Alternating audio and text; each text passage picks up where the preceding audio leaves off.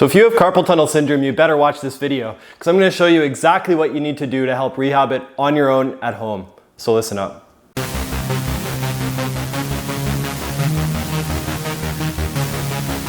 And really quick, before we get going, you need to subscribe to RyleyRehab on YouTube. Every single week, I'm coming up with new content helping you become the expert of your own body. So let's get into it. Carpal tunnel syndrome. For those who don't know, it basically means that these first three fingers and a little bit in this finger all become tingly because you have one spot in the wrist that's right on the wrist itself where a nerve gets pinched. And if you're watching this, I'm assumed you've been formally diagnosed and this isn't coming from somewhere up high, such as a neck. Because if it is, it's another problem. But if it is carpal tunnel syndrome, the best and most effective thing you can do for it is to make sure you keep that wrist in a neutral position. So by that I mean, if your wrist is too far this way, that's going to pinch the nerve. That's going to cause pain down in the fingers. If your wrist is too far this way, exact same thing. It's going to stretch it, it's going to push it against things. So as much as you want throughout the day, you want to keep that wrist in not this way, but right in this spot. That's why I recommend that you get yourself a brace. These you can easily get at the drugstore. I can always put a link to a few on Amazon just so you guys have an idea. But basically you put this brace around you and it should be firm on the very front here. So you put this right here, then you fasten it up according to the instructions on the brace, and that'll actually keep your wrist in a nice neutral position, which is ideal right now. Most people usually wear this while they're sleeping because that's when they can aggravate their pain and it hurts in the morning. However, in more severe cases, it's totally fine to wear this throughout the day. In a lot of people's cases, it does take the pain down. However, if you are one of the more minor cases, it's best to just keep in mind that you need to keep that wrist in a good spot. So you always got to remember to keep an eye on how your hand is, especially if you're typing. You don't want to bend your wrist back too far. And especially if you do anything with your hands, you want to make sure it doesn't go too far in this position. The second solution for carpal tunnel syndrome is you want to work on the muscles that go all the way down the forearm to there. And you can do that by massaging them. You can also do it by stretching them, but I'm going to show you guys the massage right now that you can do.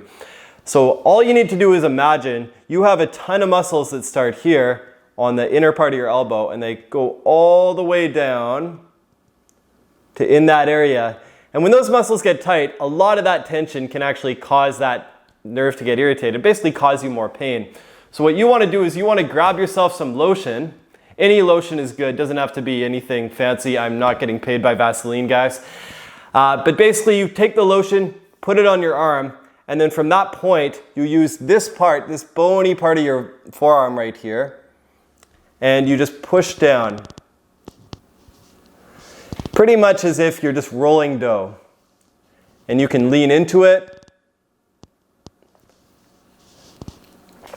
Make sure this isn't lighting your fingers on fire when you do this. If it is, then ease off on the pressure. But what I would recommend is doing a maximum of 30 strokes, going nice and slow all the way down. And you should feel by the time you get to about the 20th stroke that everything kind of relaxes, kind of calms down. And if that's what's going on, that's a wonderful sign. If it does start hurting more, you definitely want to ease off or perhaps even stop if it gets anything sharp or severe. But this is often a good second solution to deal with carpal tunnel syndrome.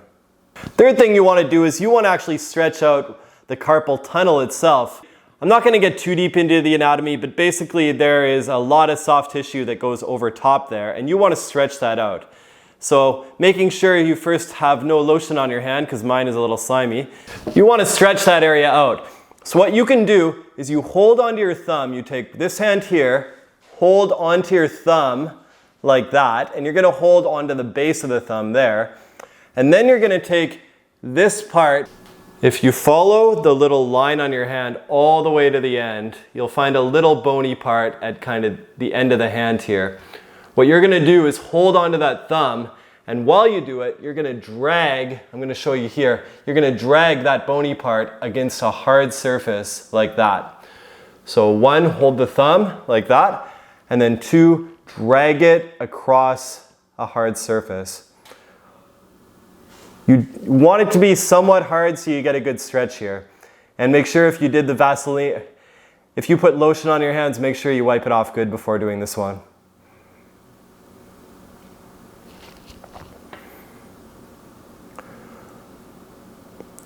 With this one, once again, make sure your fingers aren't lit up and tingling when you do this. And I would start with just doing about 20 glides on this. Basically going about a foot far. By doing this, you're going to open up that ligament, give more space for that nerve to breathe, and eventually take the tingling down in your hand. Now, tip number 4 is one you might not expect, and I call it the "it's over there" stretch. Basically, what you're going to do is literally imagine that somebody's asking you which way is the road, and you're being like, "Oh, it's over there." You're going to literally point, ideally take these 2 fingers and then point in that direction there. And while you do that, you're going to turn your head. So I start right here with my hands here, and then while I'm turning my head, I'm pointing, saying it's over there. And then I come back, and I point this way, say it's over there. One key thing you guys need to know with this is this should not cause any tingling in the fingers. If you have tingling there to begin with, that's totally okay, but it should not cause an increase in tingling when you do this. This is also something you only should do 20 of these a day, maybe 30 tops. But I would start very slowly with this and not expect an instant result, because this is something over time will heal you. The big idea with this is if you imagine you have a nerve running all the way, you have a lot of nerves, but you have one nerve that runs all the way from your head to your fingers. And when you point over there, you're basically taking the nerve as one long rope and you're moving it, you're basically flossing it back and forth, almost like a strip of dental floss going back. And it's going forward this time, and it's going backwards when you come back in. The idea is if you keep repeating these, you'll eventually just open up more in the joint itself and overall decrease your pain in your fingers from carpal tunnel syndrome. Once again, not an instant result, and also you do have to be very careful with this because this isn't the type of exercise you should get sore from. And if anything, the next 24 hours is when you'll really feel if you did too much or not. So that's why I like to say start off with 20 the first couple days. If it feels okay, then you can do 30.